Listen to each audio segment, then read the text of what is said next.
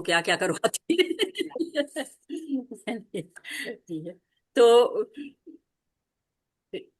जो भक्ति रसामृत सिंधु की बात हम लोग कर रहे थे कि भक्ति रसामृत सिंधु में आपको भक्ति में और रस और अमृत और प्लस सिंधु, चार चीजें आपको जो है वो चार बातें दिखाई पड़ती है भक्ति रसामृत सिंधु। तो भक्ति क्या है कि भक्ति में अगर हम थोड़ा सा उसको और अच्छे से समझने की कोशिश करें तो प्रभुपाद जी कहते हैं कि भगवान की जो प्रेममयी सेवा है उसको भक्ति कहते हैं। जो भी सेवा हम प्रेम से भगवान की कर देते हैं वो जो है वो हो जाती है भक्ति। तो यानी कि भगवान, और क मीन्स कृत्य, जो कार्य करते, कृति जिसको कहते हैं, कर्तव्य किसको कहते हैं, वो क से। और त मीन्स तन्मयता, जो हम बड़े मन से लग जाते हैं, मन से करने लगते हैं, तत्परता से बड़ी तेजी से करने लगते हैं कि नहीं, करना है, भगवान के लिए करना है। तो भगवान के लिए तन्मय होकर बिल्कुल मन के साथ कार्य करना या बड़ी उल्लास के साथ तत्परता से कार्य करना, इसको कहते हैं भक्ति। लेकिन भक्ति क्या होती है, भक्ति भी कहते हैं एकांत की भक्ति नहीं। एकांत की भक्ति क्या कहते हैं, एकांत के हरि भक्ति उत्पादक कल्प्यते। जो अकेले में जो हम भक्ति करते हैं ना, वो हम करते हैं। लेकिन भक्ति अधिकतर क्या होती है, भक्त रहे और भगवान रहे साथ, दोनों साथ में रहते हैं, तब सेवा करें तब। केवल ये नहीं हम अकेले बैठे हैं ध्यान कर रहे हैं भक्ति कर रहे हैं भक्ति कर रहे हैं, नहीं।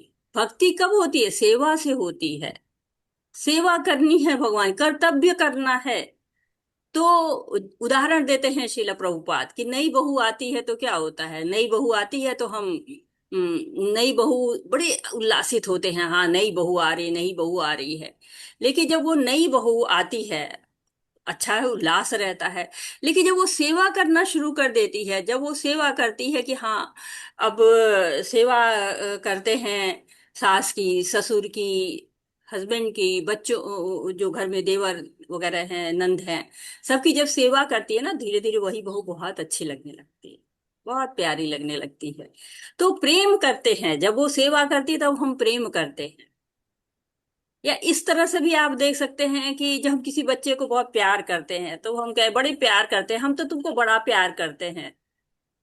कहेगा ठीक है, प्यार तो आप बहुत करते हो हमारे लिए कुछ नहीं हो। जरा सा कुछ बना के खिला देते, एक चॉकलेट खरीद के दे देते, कितना बच्चा खुश हो जाता है, हाँ ये हमको बहुत प्यार करते हैं, इन्होंने हमको चॉकलेट दी, बहुत प्यार करते हैं ये।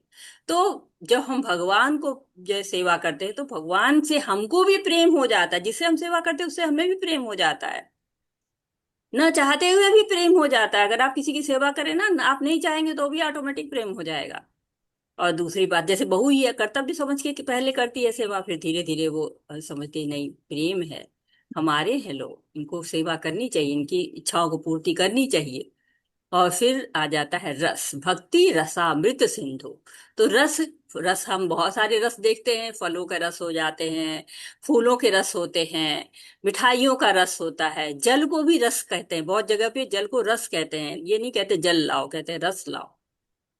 तो हमें जब किसी भी रस का जानकारी हो जाती है ना, अरे मैंगो जूस बड़ा अच्छा लगेगा, पाइनएप्पल जूस बड़ा अच्छा लगता है, तो रस जब हमको पता चल जाता है कि ये रस ऐसा है, जब हमको प्राप्त हो जाता है ना, चख लेते हैं, तो बड़ा स्वाद लगने लगता है, फिर हमको वही चाहते हैं। वैसे ही आनंद भी क्या है, रस है। तो जो एप्पल जूस है, बनाना जूस है, पाइनएप्पल जूस है, ऑरेंज जूस है, ये क्या है, ये तो भौतिक है, स्वाद मिला खत्म हो गया। लेकिन जो आध्यात्मिक रस होता है ना, वो मिल जाए तो क्या, शाश्वत रस, आनंद जो मिल जाता है, वो कैसे मिल जाता है, जब सारे भाव मिलने लगते हैं, स्थायी भाव, अनुभव, विभाव सब एक साथ मिलने लगते हैं, फिर तो रस तैयार होता है, उसका अलग ही स्वाद होता है। तो फिर जो है इस रस को हम प्राप्त करना चाहते हैं, आजीवन भोग लेते हैं, आजीवन भोग सकते हैं, हमें इतनी इतना अच्छा वो लगता है, इसीलिए उसको अमृत कहते हैं। हर घूंट के साथ आस्वादन बढ़ता है, अमृत हो जाता है। अगर आनंद, भौतिक आनंद रहेगा तो क्या होगा, हर बूंद के साथ घटता जाएगा, ओहो बहुत हो गया, ले जाओ लस्सी, कितनी पियेंगे, इतनी ढेर सारी, हटाओ ये बहुत हो गया, पी लिया। लेकिन जब आध्यात्मिक रस हमारी मृत्यु के बाद भी समाप्त नहीं होता है, भक्ति का रस तो वो होता है। कहते हैं ना कि नष्ट ही नहीं होता भक्ति का रस। हमने भगवत गीता में पढ़ा है, नेहा अभिक्रम नाशस्ते प्रतवायो न विद्यते स्वल्पम पयस्य धर्मस्य त्रायतो भयतो महात्। तो बहुत ही जो है वो महान भय से रक्षा करने वाला होता है भक्ति तो। आनंद रस भी है, अमृत भी है। अमृत क्या होता है? जो कि कभी समाप्त न हो। अमृत क्यों पीना चाहता है? अमर होने के लिए।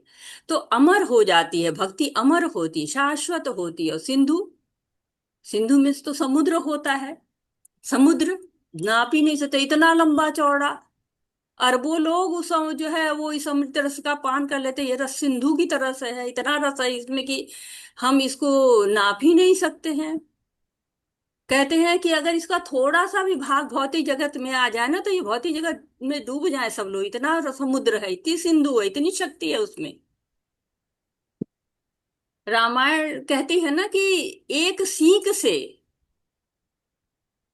भक्ति में डुबो कर उसको डाल दिया जाए जगत में, तो सारे मतलब मनुष्य जो 84 लाख योनियां हैं सारी की सारी आनंद ले ले। इतना उसमें जो है वो रस होता है, इतना ज्यादा होता है, इतना भाव होता है।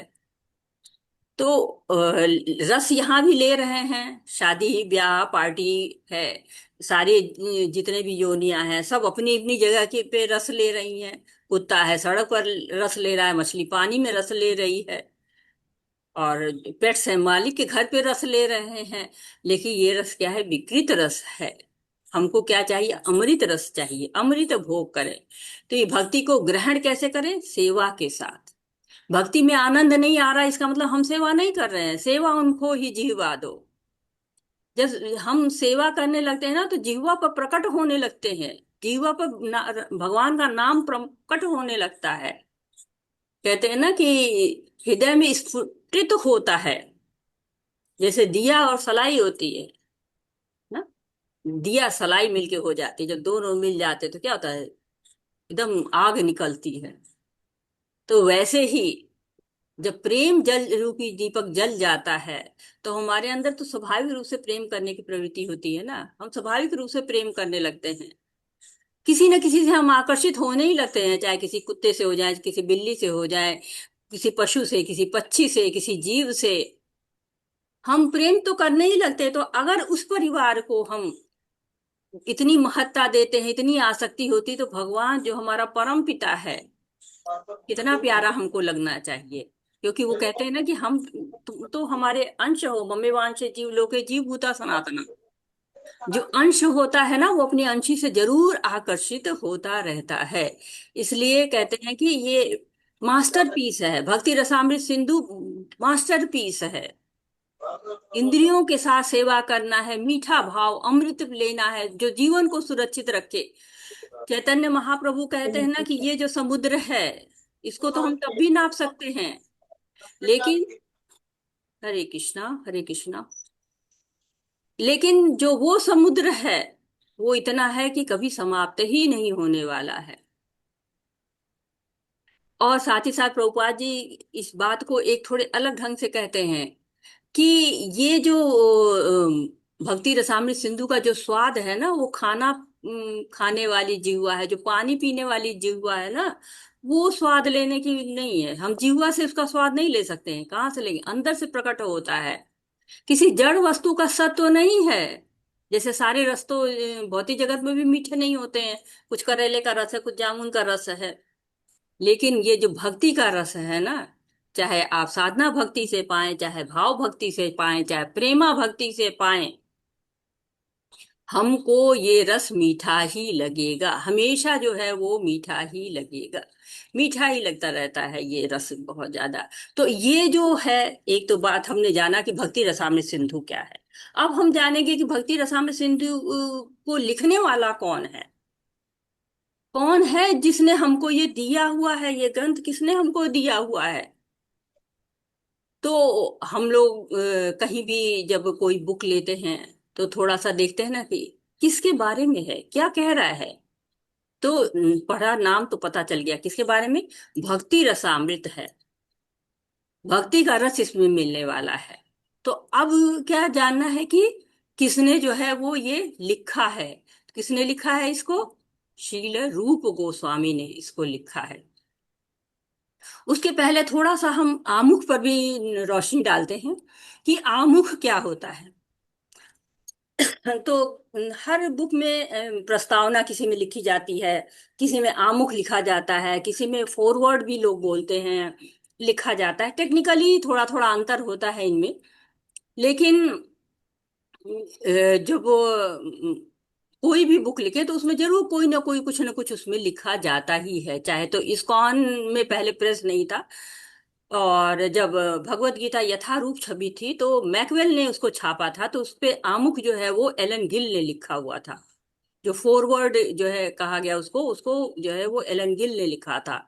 और जो कृष्णा बुक थी उस पर आमुख जो है जॉर्ज हैरिसन ने लिखा था। लेकिन जब बाद में आती है अपनी प्रेस, इस्कॉन की अपनी प्रेस आ गई, तब एलन गिल का जो आमुख था उसको हटा दिया गया था। कुछ कारण रहे होंगे जिसके कारण उनको हटा दिया गया।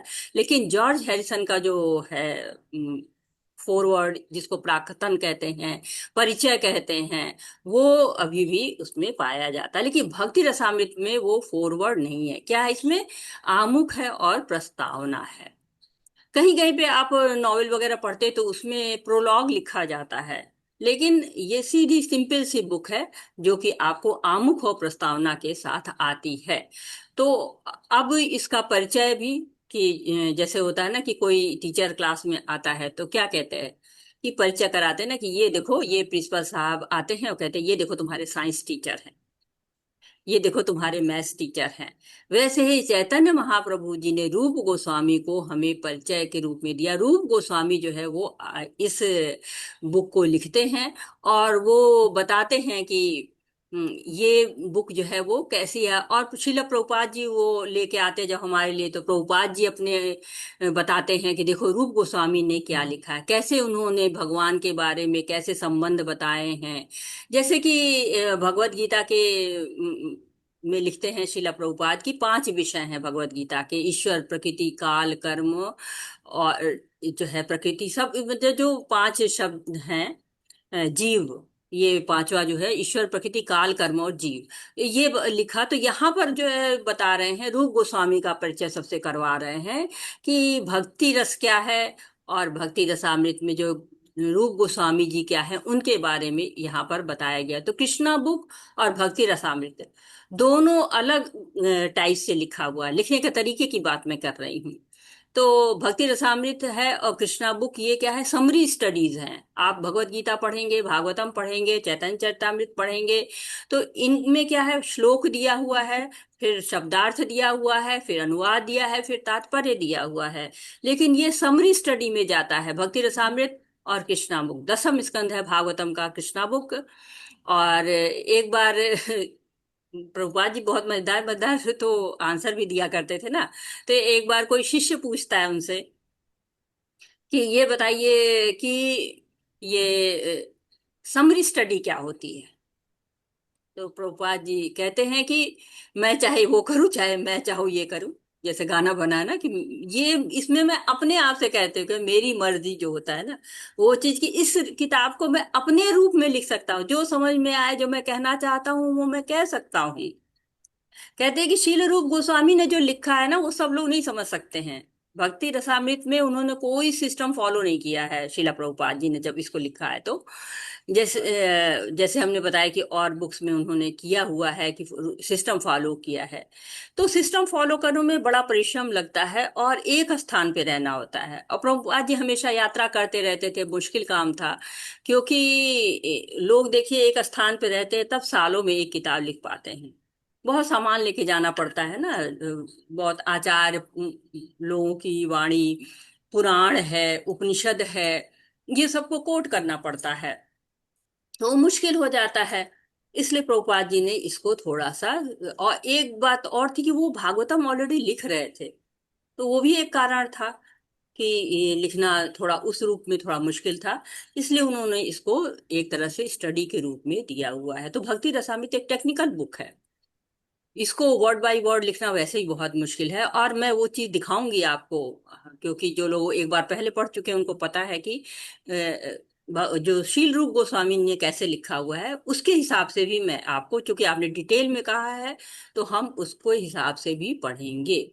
तो ये गौड़ी वैष्णव परंपरा के लिए बहुत अनिवार्य किताब भी है, उपयोगी किताब भी है।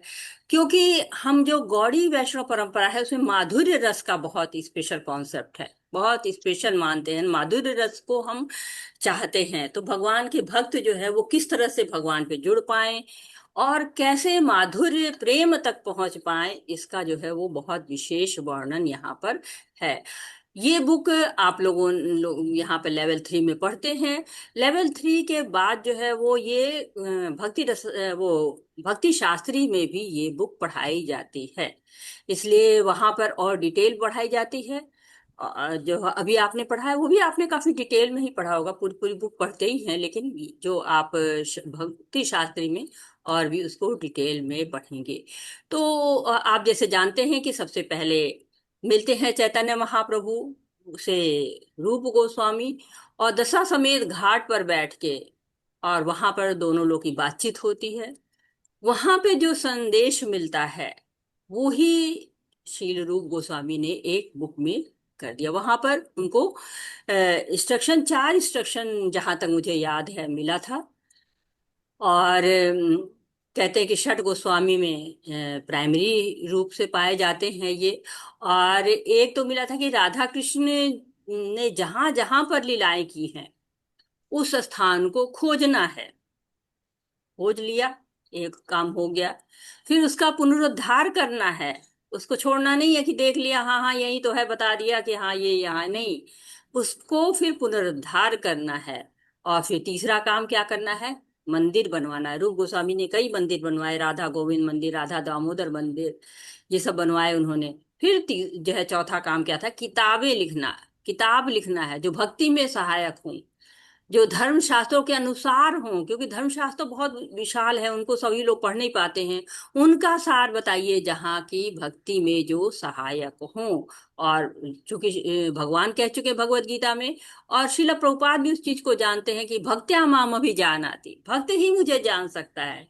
तो रूप गोस्वामी से बढ़कर कौन भक्त होगा। श्री रूप गोस्वामी जी बहुत बड़े भक्त थे, इसीलिए उन्होंने कहा ऐसे शास्त्र लिखो जिसके अनुसार भक्ति की जा सके। तो कहते हैं कि सभी बहुत सारे वेद लिखे हैं, बहुत पुराण लिखे हुए हैं। कहते हैं नाना शास्त्र विचारणीय, निरो सत धर्म संस्थापको, लोक नाम हित कारणो, त्रिभुवने संजीवने। ये नाना शास्त्रों पर विचार किया, उनको समझा। तो जो शस्ट गोस्वामी है ना, बड़े निपुण है, ऐसे नहीं है कि उन्होंने बस एक किताब पढ़ी और लिख दिया, नहीं, नाना शस्त्र विचार, नाना शस्त्रों पर विचार किया। और तब जाके उन्होंने क्या किया, शुद्ध धर्म की स्थापना की। किस लिए, लोक नाम हित कारण, लोगों के हित के लिए। चैतन्य महाप्रभु का मिशन था ना, उसको पूरा करने के लिए। और उन्होंने ये भी बताया कि कैसे एक भक्त को रहना चाहिए, और ये भी बताया कि कैसे इसको व्यवहार में लाना चाहिए, कैसे वेद क्या कहते हैं, किसके शास्त्र क्या कहते हैं, किसके अनुसार जो है वो उनको भक्ति करनी चाहिए। तो चैतन्य महाप्रभु के रूप गोस्वामी हुए, उनके भाई सनातन गोस्वामी हुए, ये इन लोगों ने जो है प्राइमरी रूप से उनके शिष्य थे। और इनकी कथा अभी आगे आएगी, इसलिए इनकी कथा तो मैं अभी नहीं बता रही हूँ। और पढ़ते हैं हम, आमुख को थोड़ा पढ़ने की कोशिश करते हैं, समझते हैं। हरे कृष्णा।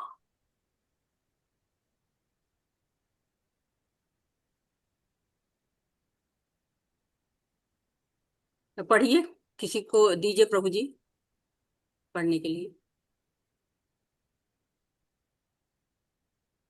हरे हरे कृष्ण कृष्ण। आशा माता जी, आप पढ़िए। हरे कृष्ण आशा माता जी, आप पढ़िए माता जी। हरे कृष्ण माता जी, श्री प्रभुपाद जी की जय। हरिओम नमो भगवत देवास देवाय, हरिओम नमो भगवत देवास देवाय, हरिओम नमो भगवत देवास देवाय। भूमिका। प्रस्तुत ग्रंथ में शील रूप गोस्वामी प्रभुपाद की संस्कृत रचना भक्ति रसामृत सिंधु का सार संकलन है। शील रूप गोस्वामी उन 6 गोस्वामियों में प्रधान है जो भगवान श्री चैतन्य महाप्रभु के सीधे शिष्य हैं। जब ये श्री चैतन्य देव से पहली बार मिले, उस समय शील रूप गोस्वामी प्रभुपाद बंगाल की मुस्लिम सरकार के में मंत्री थे। वे और उनके भाई सनातन नवाब हुसैन शाह की सार साक्रम लिंक और दवीर खान नाम से प्रसिद्ध वशिष्ठ मंत्री थे। उस समय आज से 500 साल वर्ष पहले हिंदू समाज बड़ा रूढ़िवादी था। यदि कोई ब्राह्मण जाति का व्यक्ति मुस्लिम शासक में सेवा कार्य स्वीकार कर लेता तो उसे ब्राह्मण समाज से निष्कासित कर दिया जाता। दबीर खान और साकलर लीग की ऐसी ही स्थिति थी। जबकि उनका जन्म उच्च सांस्कृतिक ब्राह्मण जाति में हुआ था, पर वहां की सरकार में मंत्री पद ग्रहण कर लेने से उन्हें समाज से निष्कासित कर दिया था। भगवान श्री चैतन्य महाप्रभु ने कृपा करके दोनों महापुरुषों को अपना शिष्य बना लिया और उस गोस्वामी पद पर आरूढ़ कर दिया जो ब्राह्मण संस्कृति की सर्वोच्च अवस्था है। इसी प्रकार भगवान चैतन्य ने जन्म से मुस्लिम होने पर भी हरिदास ठाकुर को अपना शिष्य स्वीकार किया और बाद में हरे कृष्ण कृष्ण कृष्ण हरे हरे, हरे राम, राम राम हरे हरे महामंत्र के कीर्तन का आचार्य पद प्रदान किया। भगवान चैतन्य देव का सिद्धांत हरे कृष्ण माता जी, रुक जाते हैं। हरे कृष्ण, हरे धन्यवाद माता। कृष्ण, रुक जाते हैं। तो भक्ति रसामृत सिंधु आप जैसा कि देख पढ़ रहे हैं, और इसमें आपको एक तरह से इसकी तीन विषय वस्तु है। आपको पहला क्या है कि इतिहास है। इतिहास जैसे कि आप देख रहे हैं, इतिहास बताया गया है रूप गोस्वामी जी का, और सनातन गोस्वामी का बताया जा रहा है इतिहास, आप पढ़ रहे हैं। और साथ ही साथ इसमें क्या उद्देश्य है, तो इसमें एक तरह से इतिहास बताया जाए कि रूप गोस्वामी जी की स्थिति क्या है, भक्ति रसामृत सिंधु का इतिहास क्या है। तो एक तरह से इसमें हमको जब पूरा पढ़ते रहेंगे तो हमें एक चीज क्लियर होती है कि हम रूपानुग हैं, हम रूप गोस्वामी जी को फॉलो करते हैं, हम रूपानुग हैं। और साथ ही साथ कहते हैं कि रूप गोस्वामी क्या है, वृंदावन के जो गोस्वामी लोग हैं उनमें से एक है, और कृष्ण से स्पेशली ये हमारा संबंध स्थापित करने में हमारी मदद करते हैं, स्थापित करते हैं, मदद करते हैं। साथ ही साथ क्या है कि भक्ति रसामृत सिंधु का जो है क्या उद्देश्य क्या है। तो भक्ति रसामृत सिंधु का जो उद्देश्य है, वही उद्देश्य इस्कॉन का उद्देश्य समझा जाता है। तो जैसे जैसे आप पढ़ेंगे उसमें पता चलेगा। तो पहला है कि पहले यह है कि हम समझ सके कि हमारे गोस्वामी कौन है। हमारे गोस्वामी उद्देश्य वह है ना ये, कि हम अपने गोस्वामियों को जान सकें, और हमें भी एक गोस्वामी बनना है। ये एक सबसे पहला उद्देश्य यही है कि हम समझे कि गोस्वामी कौन है, उनकी स्थिति क्या है, और हम भी एक गोस्वामी बन सके। दूसरी बात बताया जाए कि ये भौतिक रस और आध्यात्मिक रस में अलग अलग क्या है, दोनों में तुलना बताई जाएगी। भौतिक रस को जानिए और आध्यात्मिक रस को जानिए। और तीसरी बात है कि भगवान से कैसे हम इस भौतिक जीवन में रहते हुए कैसे हम भगवान से अपने संबंध को स्थापित कर सकते हैं। और फिर अगली बात क्या है कि हम पांच रसों में कैसे पहुंच जाएं, पांच रस में हम कैसे जुड़े भगवान के साथ, इसका भी तरीका इसमें बताया गया है। और बताया गया है कि प्रत्येक जीव कैसे प्रेम कर सकता है, प्रेम का विज्ञान, भगवान से प्रेम करने का विज्ञान क्या है। विज्ञान का मतलब क्या होता है, जिसको हम अनुभव कर सके, जिसको हम लेबोरेटरी में, जैसे कहते हैं ना कि साइंस में क्या करता है, लेबोरेटरी में सिद्ध करता है, तो इसको हम सिद्ध कर सकते हैं। इति सिद्धम, बाद में लिखा जाता है इति सिद्धम, तो ऐसे हम सिद्ध कर सकें इसको। और क्या है कि शुद्ध भक्तों का आध्यात्मिक रूप से कैसे उनका पोषण हो सकता है, कैसे आध्यात्मिक रूप से पोषित हो सके, शुद्ध भक्त कैसे बन सके, एक तरह से ये वहां पर बताया जा रहा है। तो हमने रूप गोस्वामी जी की स्थिति को जान लिया हुआ है, हम पढ़ रहे हैं कि कैसे उनकी स्थिति क्या होगी, और अभी पहले क्या थी, एक इतिहास भी हम जान रहे हैं कि कैसे उनकी स्थिति पहले क्या थी। तो पहले कहते हैं ना कि मुस्लिम सरकार में मंत्री थे। अब देखिए, कहाँ मुस्लिम सरकार और कहाँ मंत्री, मुस्लिम सरकार में मंत्री और कहाँ भक्त। नाम भी चेंज हो गया था, क्या हो गया, साकर मलिक हो गया और दबिर खास हो गया, अलग अलग हो गया। तो कितना मुश्किल है कि एक तरह से समझिए कि मुस्लिम शासक की से के मतलब अंडर में काम करना, ब्राह्मण थे लोग, ब्राह्मण समाज से भी निकाल दिया गया, ऐसी स्थिति हो गई। और जबकि उनका जन्म क्या गया, उच्च सारस्वत ब्राह्मण में हुआ था, ऐसे नहीं था, उच्च ब्राह्मण पद था उनका। और उसके बाद भी वो वहां पर मंत्री पद उनको दिया गया। और वहां की सरकार में जब उन्होंने मंत्री पद ले लिया तो क्या कि ये क्या, तुम तो मतलब दूसरे उसमें चले गए, धर्म में चले गए, तो वहां से निकल गए। लेकिन भगवान चैतन्य महाप्रभु की कृपा हुई और दोनों महापुरुषों को उन्होंने शिष्य अपना बना लिया। और शिष्य ही नहीं बनाया है, इतना उनको पक्का कर दिया कि वो गोस्वामी के पद पर आरूढ़ हो गए, भक्ति उनकी इतनी दृढ़ कर दी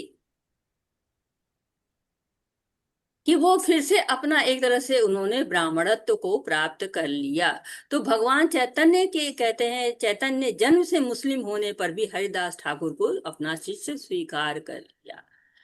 तो कहते हैं ना कि हरि का भजे सो हरि का होए, जो हरि को भज लेता है वही हरि का हो जाता है। और सबने देखिए, हरिदास ठाकुर तो नामाचार्य कहे जाते हैं, इतना नाम जप करते थे, इतना नाम जप करते थे कि उनके इतना नाम जप तो कोई मुझे लगता हुआ ही नहीं जिसने इतने नाम जप किए होंगे। तो एक तरह से हमने स्थिति श्री रूप गोस्वामी की जानी कि वो गोस्वामियों में भी प्रधान है, सीधे शिष्य चैतन्य महाप्रभु के हैं। और साथ ही साथ उन्होंने जो ब्राह्मण का पद खो दिया था वो पद को पुनः उन्होंने उनके माध्यम से प्राप्त किया था। क्वेश्चन आंसर करने वालों को थोड़ा सा मैं बता देती हूँ कि एक क्वेश्चन इसमें आता है कि शील रूप गोस्वामी जो है वो चैतन्य महाप्रभु से कहाँ मिले थे। तो यहाँ पर एक तरह से बताया जा रहा है कि वो उस समय शील रूप गोस्वामी के जो है वो बंगाल की मुस्लिम सरकार मंत्री थे, यहाँ मिले। लेकिन हाँ, जगह का नाम अभी आगे और आएगा, तो इस लाइन को भी ले सकते हैं और आगे जो आएगा उसमें आप उस लाइन को भी ले सकते हैं, लेंगे। तो पढ़ने वालों के लिए जो थोड़ी एक चीज और बता देते हैं कि आप जो बुक पढ़ रहे हैं, बुक से पढ़ रहे हैं, वो हर पैरा पे निशान लगाते जाए, 1 2 3 4 5 6 ऐसे करके। क्योंकि मैं पैरा वाइज ही आपको बताती चली जाऊंगी तो आपको समझ में आएगा कि किस पैरे से बात हो रही है।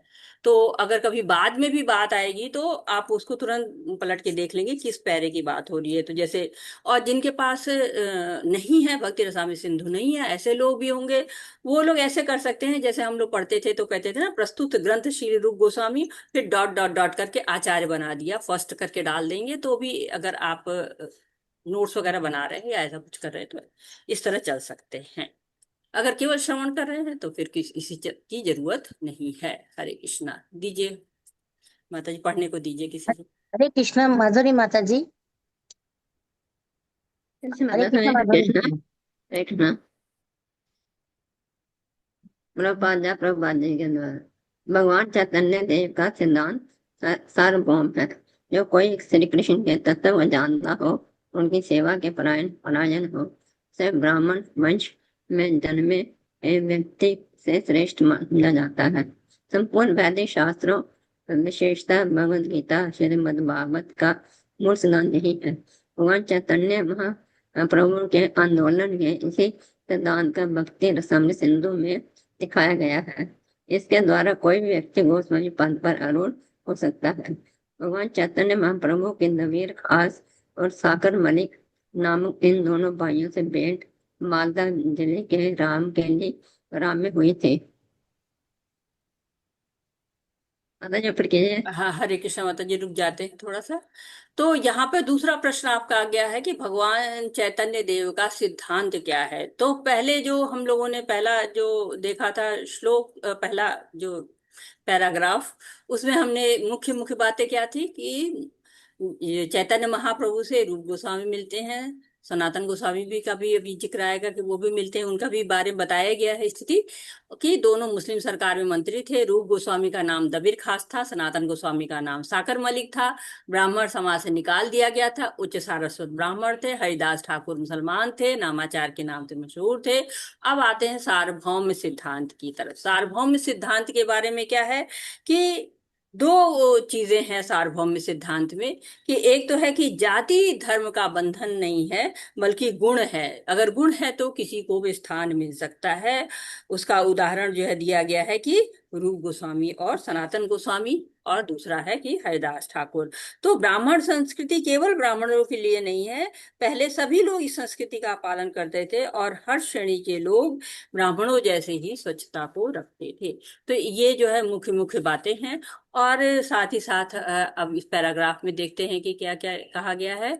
तो कहा गया कि भगवान चैतन्य देव का सिद्धांत सार्वभौम है। सार्वभौम मतलब क्या होता है? सब जगह, सब सर एक तरह से हर जगह इसको फॉलो करना चाहिए या किया जाता है। जो कोई श्री कृष्ण के तत्व को जानता है, उनकी सेवा के परायण है, उसे ब्राह्मण में जन्मे व्यक्ति से श्रेष्ठ समझा जाता है। तो जो भगवान कृष्ण को जान जाए तो क्या होता है? शुद्ध सतोगुण में पहुंच जाता है। सतोगुण ब्राह्मण होते हैं, शुद्ध सतोगुण में पहुंच जाता है। और सारे जो वैदिक शास्त्र शास्त्र सब क्या कहते हैं? सब यही मानते हैं, क्या? कृष्ण को ही सब लोग मानते हैं। एते चांच कला पुंसम कृष्णम तू भगवान स्वयं इंद्राणी व्याकुलम लोके मृण्यन्ति युगे युगे। और साथ ही भगवान चैतन्य महाप्रभु का जो आंदोलन है वो क्या है? वो सिद्धांत जो है वो सब लोग यही है कि हाँ, जो भी भगवान को जाने, जो भगवान के तत्व को जानता है, जो उनकी सेवा करता है, वो सभी ब्राह्मण के रूप में होते हैं। ब्राह्मण उनको कहा जाना चाहिए। हरे कृष्णा पढ़ते हैं।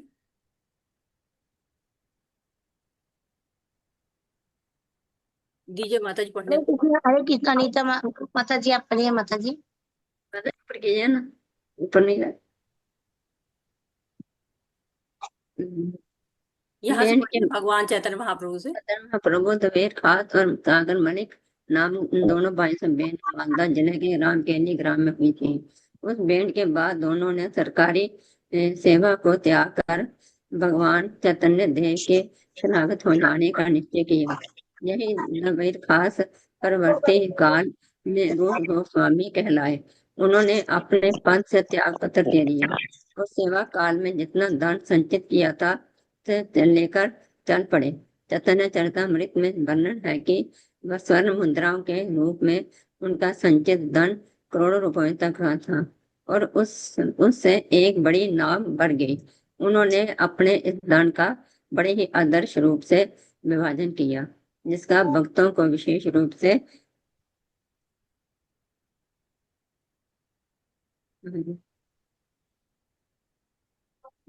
वह उसे लेकर चल प्रत्येक पड़े। मानव को करना चाहिए। करोड़ों रुपयों का तक था और उसमें से एक बड़ी नाव बढ़ गई।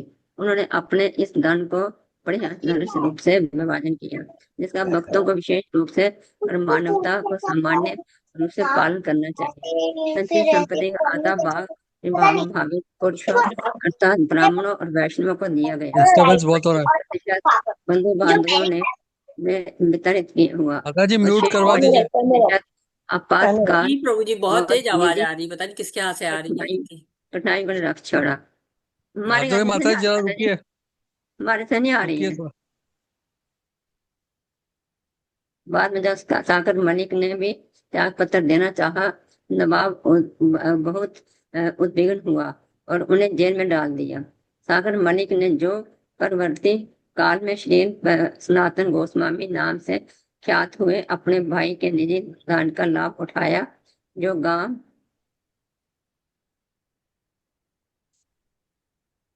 तो गांव के एक धनी के जहाँ जमा था और उसके द्वारा वे शहनशाह के कारागार से भाग निकले। इस प्रकार वे दोनों भगवान श्री चैतन्य महाप्रभु के साथ सम्मिलित हो गए।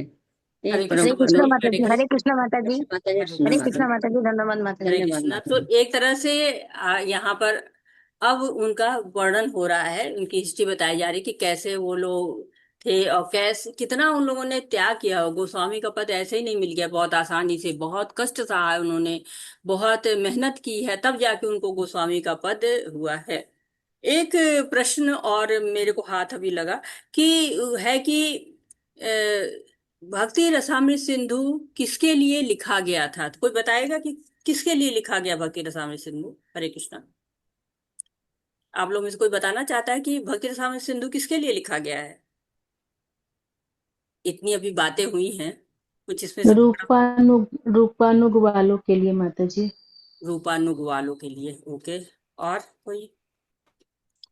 हरे कृष्णा माता जी, सादर प्रणाम। राधा प्रणाम।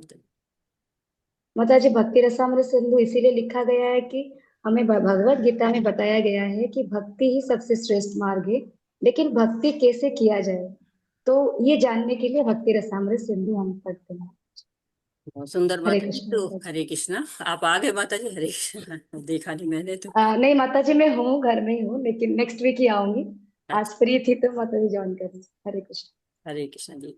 तो कहा गया कि जो ये भक्ति रसामृत सिंधु है, ये हमारे मार्गदर्शन के लिए इसको प्रस्तुत किया है श्रील रूप गोस्वामी ने, और चैतन्य महाप्रभु की प्रेरणा से प्रस्तुत किया है। वो चाहते थे हाँ कि ये रूप गोस्वामी जी करें। और जो लोग भी कृष्ण भावनामृत में प्रयासरत हैं, जो भी प्रयास कर रहे हैं, शुरू कर रहे हैं, भक्ति करना चाह रहे हैं, वो इस महान ग्रंथ से लाभान्वित हो सकते हैं। तो ये ग्रंथ क्या करता है? कृष्ण भावनामृत में दृढ़ता लाता है, स्थिरता लाता है, और सब में सहायक होता है। भगवान की भक्ति का विज्ञान बताता है, और भगवान की भक्ति नियम पूर्वक शास्त्रों के अनुसार जो करना चाहते हैं वो इसका लाभ उठा सकते हैं। ये आंसर मैंने लिखा था अपने समय में, जब तो मैंने आप लोग को इसको बता दिया हुआ है। और अब बात करते हैं कि क्या लिखा हुआ है यहाँ पे। तो ये एक तरह से ये तो सब आसान है, आपको समझने लायक है। आगे बढ़ते हैं। हरे कृष्ण। हरे कृष्ण अनीता माता जी। अनीता श्रीवास्तव माता जी। हरे कृष्ण हरे हरप्रिया कृष्ण माता जी। हरे कृष्ण जी हरे मैम। कृष्ण। क्या हो गया? एक मिनट। श्री शील प्रपात की जय हो। शील रूप गोस्वामी सर्वप्रथम भगवान चैतन्य से प्रयागराज में मिले, और वह पावन नगरी के दशाश्वमेध घाट पर भगवान ने उन्हें निरंतर 10 दिन तक सुपदेश दिया। भगवान चैतन्य ने उन्हें विशेष रूप से कृष्ण भावना विज्ञान की शिक्षा दी। भगवान चैतन्य देव द्वारा शील रूप गोस्वामी प्रभुपाद को दी गई इस शिक्षा का वर्णन हमारे चैतन्य चरिता में चैतन्य महाप्रभु का शिक्षा मित्र नामक ग्रंथ में है। बाद में शील रूप गोस्वामी ने भगवान चैतन्य देव की शिक्षा का विविध वैदिक शास्त्रों के ज्ञान और प्रमाण के आधार पर विस्तृत रूप से प्रतिपादन किया। 6 गोस्वामियों के चरणों में शील श्रीनिवासाचार्य की प्रार्थना उल्लेख है। वे सब महापंडित थे। उन्हें केवल संस्कृत का ही ज्ञान नहीं था, वरन वे फारसी और अरबी आदि विदेशी भाषाओं में भी, हरे कृष्ण माता जी, थोड़ा सा ऊपर, भाषाओं में भी पारंगत थे। श्री चैतन्य महाप्रभु के मत को प्रामाणिक वैदिक ज्ञान के आधार पर स्थापित करने के लिए उन्होंने संपूर्ण वैदिक शास्त्रों का गंभीर पूर्वक विचार पूर्वक अध्ययन किया था। वर्तमान कृष्ण भावनामृत आंदोलन भी शील रूप गोस्वामी प्रभुपाद की प्रामाणिकता पर आधारित है। ऐसा हमें प्राय रूप अनुग अर्थात शील रूप गोस्वामी प्रभुपाद के चरण चिन्हों का अनुगामी कहा जाता है। हमारे मार्गदर्शन के लिए ही शील रूप गोस्वामी ने इस भक्ति रसामृत सिंधु नामक ग्रंथ की रचना की। जो व्यक्ति कृष्ण भावनामृत आंदोलन में संलग्न है, वे इस महान ग्रंथ का लाभ उठाए और दृढ़ता के साथ कृष्ण भावनामृत में स्थिर हो जाए। हरे भक्ति हरे का कृष्ण। अर्थ कृष्ण है माता हरे जी। सेवा कृष्ण। करना। हरे कृष्ण माता इसी जी। हरे हरे कृष्ण। हरे कृष्ण माता जी। हरि हाँ, बोल। थैंक यू थोड़ा माता सा जी। है, धन्यवाद। तो मैं पैराग्राफ वाइज चल रही हूँ, इसलिए आप लोग को रोक दे रही हूँ। तो एक तरह से ये भी यहाँ पर एक तरह से दान के लिए महत्व बताया गया। दान कैसे हमको देना चाहिए, ये यहाँ पर बहुत क्लियर रूप गोस्वामी जी ने हमको व्यवहार में करके दिखाया हुआ है। तो कि उन्होंने किस तरह से धन का विभाजन किया, और किस तरह से उस धन को लोगों में बांटा, और किस तरह से उसका उपयोग किया। तो एक तरह से एक प्रश्न जो हमारा चल रहा था कि भेंट कहाँ हुई, तो चैतन्य महाप्रभु से कहाँ भेंट हुई उनकी? मालदा जिले के रामखेली गांव में जो है वो उनकी दोनों भाइयों की भेंट होती है। और इसके बाद इन लोगों ने अपना नौकरी से अवकाश ले लिया।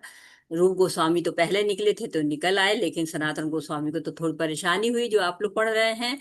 और इसीलिए रूप गोस्वामी जबकि छोटे भाई थे, सनातन गोस्वामी जो है वो बड़े भाई थे, लेकिन रूप गोस्वामी उनसे शठ गोस्वामी से पहले पहले बन गए, पहले उन्होंने दीक्षा ले ली, सीनियर हो गए वहां पर। और सनातन गोस्वामी बाद में आए, बाद में उन्होंने अपना सबमिशन जो समर्पण है वो बाद में करते हैं। और जीव गोस्वामी जो उन्हीं के घर से वो भी थे, लेकिन वो बाद में आते हैं, वो वृंदावन आते हैं, दोनों से मिलते हैं। और फिर ऐसे वो बाद में फिर गोस्वामी का पद प्राप्त करते हैं। तो भक्ति के बारे में ही भक्ति रसामृत सिंधु में ही लिखा गया है। एक चीज और यहाँ पर आई हुई है कि संस्कृत में जो है वो संस्कृत की बात आई कि संस्कृत में लिखा गया है।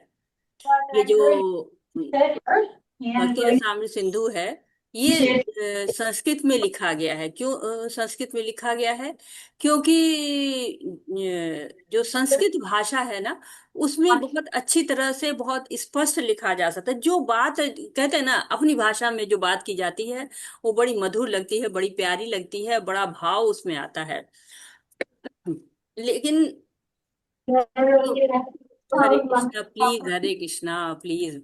आप बात करिए, मना नहीं है, लेकिन म्यूट होके बात करिए। अगर आपकी कोई जरूरत हो जाती तो प्लीज थोड़ा म्यूट हो जाइए। और आप इतने मतलब उच्च उस पे पहुंच गए हैं कि अब मैं सबको म्यूट करना अच्छा नहीं लगता मुझे। होता है ना जैसे कि जब लोग समझदार हो जाते हैं तो फिर उनको साथ बच्चों वाली नहीं किया जाता ना, वैसे ही। तो आप लोग समझदार हैं और आप लोग उसको फॉलो करें रूल्स को। ये बात अलग है कि मैंने अपना पानी कहाँ रखा हुआ है, मैं पानी पी लूं। वो यहाँ पे संस्कृत में बात कही गई है। यहाँ पे 6 गोस्वामियों के चरणों में श्री श्रीनिवासाचार्य के प्रार्थना में उल्लेख है। वे सब महापंडित की, वे सब महापंडित थे। उन्हें संस्कृत का ही नहीं और भाषाओं का भी ज्ञान था। तो रूप गोस्वामी जी ने इसको संस्कृत में लिखा हुआ है। और संस्कृत भाषा में क्यों लिखा हुआ है? क्योंकि अपनी भाषा का जो माधुर्य होता है वो अलग होता है। अपनी भाषा में जो हम बात कह सकते हैं वो अलग। जैसे कि श्रील प्रभुपाद जी ने क्या किया कि डिवोशनल सर्विस लिखा हुआ है। लेकिन कहते हैं कि जो प्रेममयी सेवा जो बात कही जाती है, इंग्लिश में कही जाती है, वो 90% की ही बात करती है, 10% फिर भी छूट जाता है उसमें। तो जो श्रील प्रभुपाद जी ने तो इंग्लिश में लिखा है, लेकिन जो गोस्वामी रूप गोस्वामी जी हैं उन्होंने उसको संस्कृत में लिखा है। और ऐसा नहीं है संस्कृत की बहुत पकड़ थी। संस्कृत में पकड़ नहीं हो तो आप शास्त्रों को कैसे पढ़ सकते हैं? शास्त्र तो सारे संस्कृत में ही है। और संस्कृत में एक बार हमने आप लोगों को बताया हुआ था कि संस्कृत ऐसी होती है ना कि उसमें आप कुछ जोड़ घटा देंगे तो तुरंत पकड़ में आ जाएगा। हिंदी है आप इधर से उधर बह जाएंगे, इंग्लिश है बह जाएंगे, लेकिन संस्कृत में अगर आप जैसे हमने कुछ लिखा आप उसमें संशोधन कर सकते हैं, बदल सकते हैं शब्दों को। इधर उधर करेंगे पता नहीं चलेगा। लेकिन संस्कृत में अगर आप इधर उधर करते हैं ना तो आप तुरंत पकड़ जाएंगे। वो पकड़ने वाले पकड़ लेंगे कि किसी किसी ने इसमें कुछ कार्य किया हुआ है। तो ये भी दो कारण हैं। एक तो उसमें संशोधन नहीं हो सकता है, और दूसरा ये होता है कि वो बहुत ही ज्यादा अपनी बात को सिस्टमेटिक ढंग से कह सकते हैं, अपने हिसाब से कह सकते हैं, स्वतंत्रता पूर्वक लिख सकते हैं। हरे कृष्णा, आगे पढ़ते हैं। हरे कृष्णा हरप्रिया माता जी, आप पढ़िए माता जी। मैंने इधर उधर कर दिया, कहाँ तक पहुंचे थे हम लोग? ये पढ़ लिया था, ये भी पढ़ लिया था ना। भक्ति का अर्थ है सेवा करना, पढ़ लिया था हम लोगों ने कि नहीं पढ़ा था? पढ़िए यहीं से, भक्ति का अर्थ है सेवा करना। हरे कृष्ण माता जी, सभी को सादर प्रणाम। श्रील प्रभुपाद की जय। भक्ति का अर्थ है सेवा करना। किसी भी सेवा में कुछ ना कुछ आकर्षण रहता है जिससे सेवक उसमें निरंतर लगा रहता है। इस जगत में हम निरंतर किसी न किसी प्रकार की सेवा में लगे रहते हैं और इस सेवा का उद्दीपन है वो आनंद जो हमें उससे मिलाता है। पत्नी और संतान के स्नेहवश गृहस्थ दिन रात अथक परिश्रम करता है। परोपकारी भी इसी प्रकार प्रेम बस बृहद परिवार के लिए कार्य करता है। और जो राष्ट्रवादी है वो अपने देश और देशवासियों के लिए प्राणापण से प्रयास करता है। वो शक्ति जो परोपकारी गृहस्थ और राष्ट्रवादी को अपने अपने कार्य में लगाए रखती है उसका नाम रस है जो अति मधुर है। भक्ति रस लौकिक कर्मियों के साधारण रस से भिन्न है। लौकिक कर्मी दिन रात एक ऐसे रस को भोगने के लिए परिश्रम करते हैं जो वास्तव में इंद्रिय तृप्ति है। ऐसे रस का स्वाद अधिक देर नहीं रहता और इसीलिए लौकिक कर्मियों में अपने भोगने की अवस्था को निरंतर बदलते रहने की प्रवृत्ति रहती है। व्यापारी पूरे सप्ताह कार्य करने में संतुष्ट नहीं होता, अतएव सप्ताहांत होने पर वो कुछ परिवर्तन चाहता है और इसलिए ऐसे स्थान पर चला जाता है जहां कम से कम एक दिन के लिए तो वो अपनी सारी व्यापार क्रियाओं को भूल सके। सप्ताह का अंत विस्मृति में खोकर वो फिर अपनी स्थिति को बदलकर व्यापार क्रिया में संलग्न हो जाता है। किसी परिस्थिति अथवा स्थिति विशेष को स्वीकार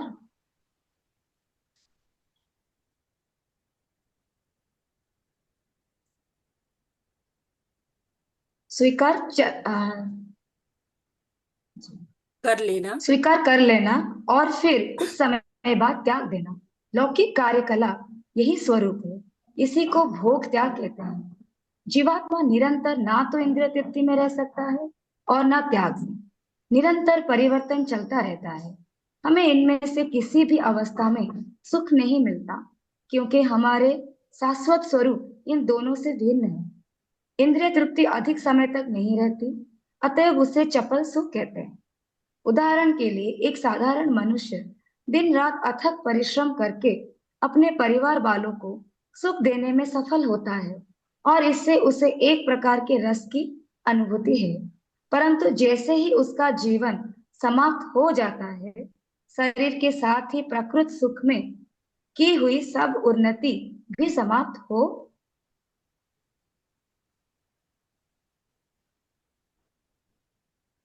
हरे कृष्ण माता जी समाप्त हो जाती है। अतएव नास्तिकों के लिए मृत्यु को भगवान का रूप माना जाता है।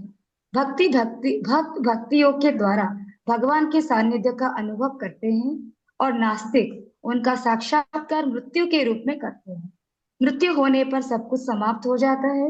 एक नई अवस्था में जो पिछली अवस्था से श्रेष्ठ अथवा अधम हो सकती है। जीवन का एक नया अध्याय शुरू करना होता है। राजनीतिक, सामाजिक, राष्ट्रीय अथवा अंतरराष्ट्रीय किसी भी क्रिया क्षेत्र में सारे कर्मों का फल जीवन के साथ ही समाप्त हो जाएगा।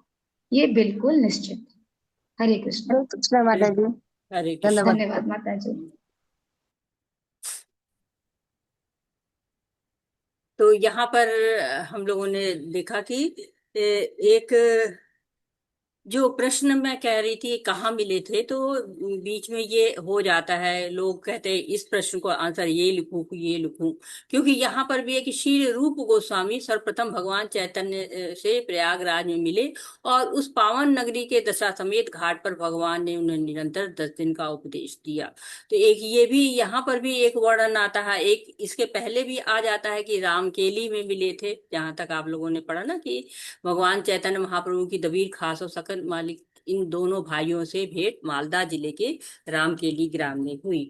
तो कुछ लोग दोनों को लिखते हैं, कुछ लोग कहते हैं कि यहाँ तो इस वक्त वो लोग दबीर खास और साकर मलिक हैं, इस वक्त वो लोग रूप गोस्वामी और सनातन गोस्वामी के रूप में नहीं हैं, इसलिए इसको कहना कि ये वाला ज्यादा सही है।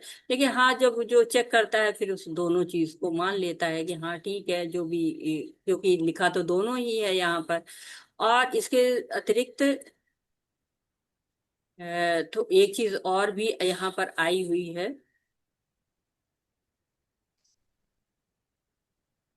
जो कि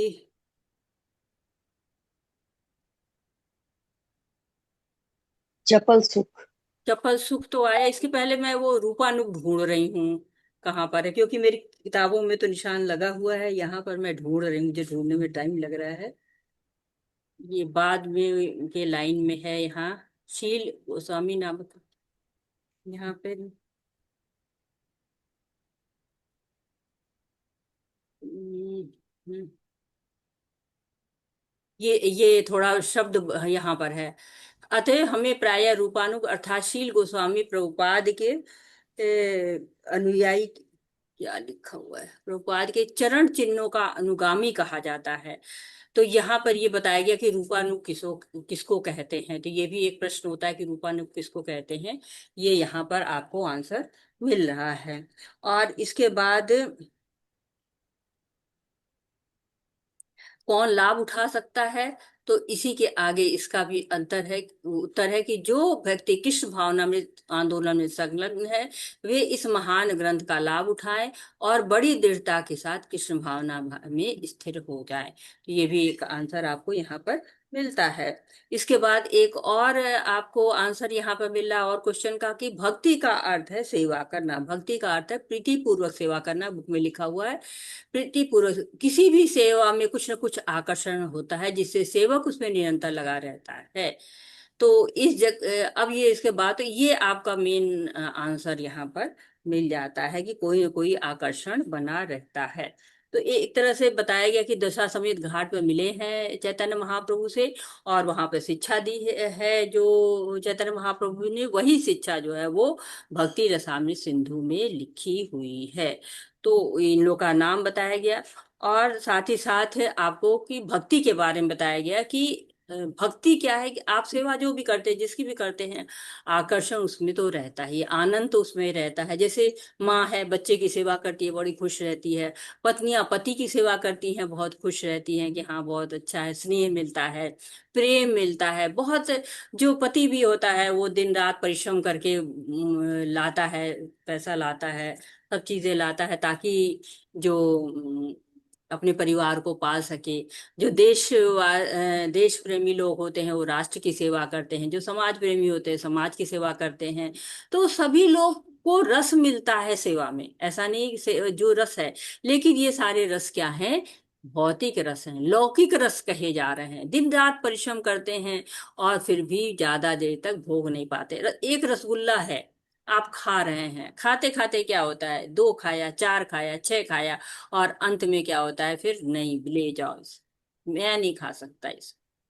तो लेकिन जो आध्यात्मिक होता है दिन पर दिन निरंतर बढ़ता रहता है, निरंतर जो है वो आगे की ओर और अच्छा होता है। तो जो भोग लोग होते हैं, जो भोगी होते हैं, वो भोग में ही लगे रहते, एक चाहिए, दो चाहिए, तीन चाहिए, चार चाहिए, इसमें ही लगे रहते हैं।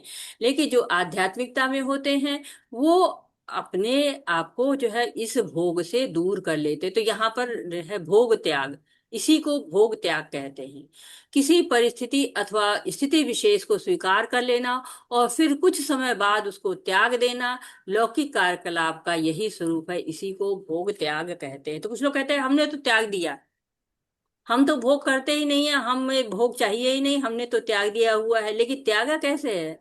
भोग कर दिया, चलो आज जो है घूम आते हैं कहीं, और दूसरी बार कह रहे नहीं नहीं त्याग दिया, अब हम नहीं जाएंगे, हमें नहीं चाहिए, हमें बिल्कुल नहीं चाहिए, ले जाइए इसको, हमें नहीं चाहिए। लेकिन फिर क्या होता है, फिर 4 दिन बाद नहीं नहीं चलो चलते हैं कहीं घूम के आते हैं। तो एक तरह से ये क्या होता है, भोग त्याग है। आज त्याग कर रहे हैं, फिर दोबारा वही भोग करना शुरू कर देते हैं। तो इसको भोग त्याग नहीं कहते हैं। भोग त्याग तब है जब आप उससे बिल्कुल विरक्त हो जाएं। तो क्या जीवात्मा निरंतर न तो इंद्रिय तृप्ति में रह सकता है न त्याग में, निरंतर परिवर्तन चलता रहता है, इनमें से किसी भी अवस्था में सुख नहीं मिलता, क्योंकि हमारा शाश्वत स्वरूप इन दोनों से भिन्न है। तो ये आपको एक तरह से भोग त्याग की परिभाषा मिल गई है। दूसरी एक और शब्द आया है यहाँ पे, चपल सुख। इंद्रिय तृप्ति अधिक समय तक नहीं रहती, अतएव इसे चपल सुख कहते हैं। तो इंद्रिय तृप्ति क्या है? चपल सुख है। चपल किसको कहते हैं? चंचल बच्चे को कहते हैं बड़ा चपल है, बड़ा चंचल बच्चा है। क्यों? एक जगह टिकता ही नहीं है, यहाँ रह से जाता वहां जाता, वहां से हो जाता उधर जाता, टिकता ही नहीं है। ऐसे जो है जीवात्मा क्या करती है, इंद्रिय तृप्ति के लिए यहाँ से वहां भागती रहती है, यहाँ से वहां भागती रहती है। ये चाहिए, वो चाहिए, वो चाहिए। बट जो है एक कार खरीदा, बड़ी इमोशनल, अरे नहीं मुझे वो ये वाली गाड़ी चाहिए, पत्नी पति से, पति पत्नी से, बच्चे माँ बाप से, नहीं ये गाड़ी चाहिए, ये गाड़ी चाहिए, बड़े इमोशंस, बड़े भाव, साम दाम दंड भेद सब लग जाता है, हाँ ये गाड़ी चाहिए। सारे इमोशन उसी के साथ जुड़े रहते हैं कि नहीं जब तक गाड़ी नहीं आएगी आनंद नहीं आएगा, बड़ा परेशानी हो रही है। छोटी गाड़ी है तो बड़ी गाड़ी चाहिए, ये चाहिए, ये चाहिए, एसयूवी चाहिए। और जब आ जाती है तो क्या होता है, कुछ दिन तो बड़े इमोशंस होते हैं, आते आते तो उसको फूल माला पहनाया जाता है, हार पहनाया जाता है और बड़ी उसकी पूजा उजा होती है। 4 दिन बाद खड़ी धूप, धूप में पड़ी, बरसात में पड़ी और परेशानी, कोई पूछने वाला नहीं, अरे कौन कौन इसको जो है इतना पेट्रोल खाती है, इसको कौन इतना जो है वो पेट्रोल पिलाए, कौन जो है रोड ड्राइवर बुलाए, कौन कहाँ जाए। नहीं, ठीक है, खत्म, इमोशन समाप्त। लेकिन भगवान के साथ जब इमोशंस जुड़ जाते हैं, अरे आज तो भोग में नहीं, एक ही सब्जी ले आकर, थोड़ा समय होता चटनी और बना लेते, भगवान को खिलाते प्रेम से, भगवान को ये करते। मीठा तो है ही नहीं है, मीठा बिना भगवान को कैसे अच्छा लगे, डेजर्ट भी तो कुछ चाहिए। बढ़ता जाता है, और ये भोग अच्छा, बाजार में नई नई सब्जी है वो लेके आते हैं, फल नया लेके आते हैं, भगवान को काट के खिलाते हैं। तो ये जो सुख होता है ना, ये जो भगवान का सुख होता है, ये शाश्वत सुख होता है। लेकिन जो यहाँ पे सुख मिलता है वो हमको चपल सुख में होता है। सुख मिलता है, ऐसा नहीं मिलता नहीं, मिलता है, थोड़ी देर के लिए मिल जाता है। तो इसमें उदाहरण भी दिया है कि कैसे जो मनुष्य दिन रात परिश्रम करता है परिवार वालों को सुख देने के लिए, लेकिन क्या है, जैसे ही शरीर समाप्त, सब कुछ समाप्त हो जाता है। तो भक्ति क्या है, भक्ति ऐसी है जो हमेशा साथ रहती है। तो अभी इसमें और भी शायद आंसर हैं, अभी आगे हम लोग और देखेंगे, भोग त्याग चपल सुख और रस किसको कहते हैं, ये सारे अभी प्रश्न आएंगे, और इसको हम देखते हैं। आज का समय समाप्त हो गया है तो हम यहीं पे रुकते हैं। आपका कोई प्रश्न है, आपका कोई सुझाव है, आप कुछ ऐड करना चाहते हैं, आप कुछ त्रुटि सुधार करना चाहते हैं, मोस्ट वेलकम। हरे कृष्ण।